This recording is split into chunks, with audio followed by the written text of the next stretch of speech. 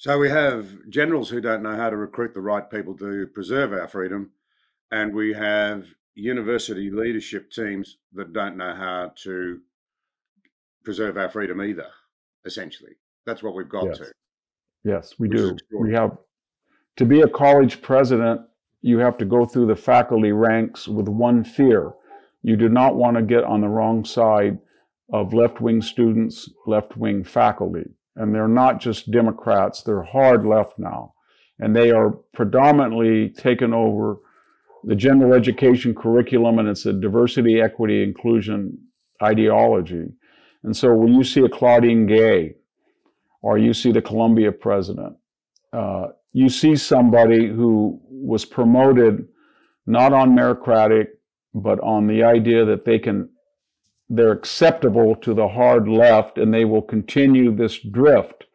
The problem they're having is that the nation had not seen this. The nation just thought, well, it's Harvard. Harvard's always Harvard. And now they've torn this scab off with these demonstrations, and they said, oh my God, these presidents have no moral compass. They're canceling graduation.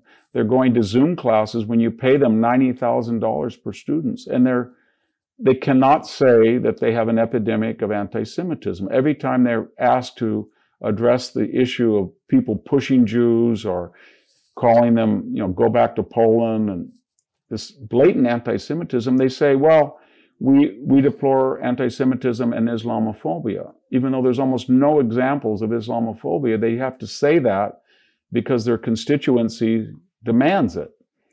And so this is kind of a revolutionary fervor we're in these campuses. It was, to quote Hemingway's great line in The Sun Also Rises, it was gradual, like bankruptcy, and then it was sudden.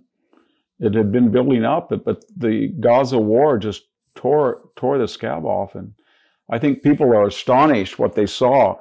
At my university, we were looking for a new president, and everybody was assuming that we were going to have the first black woman or the first gay president, but they panicked because it's a little known fact, John, that in most of these universities, these multi-billion-dollar endowments are long-term investments and locked up. And they depend, a Stanford with 40 billion or a Harvard with 60 billion, they depend on 6 to 8 billion a year. That's what their fundraising is. And when you lose 10 or 20% of it, as some of these Ivy Leagues are experiencing, then they panic because that's the operating budget.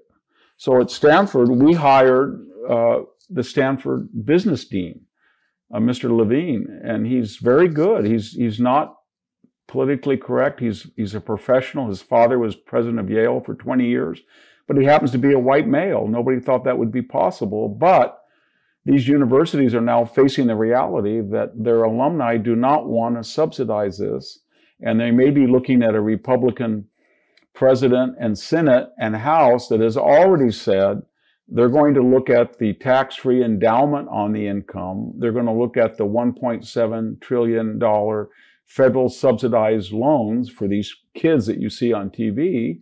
And they're going to look at these massive multi-million-dollar grants of federal monies to these universities. And so I think the universities are just now in full panic.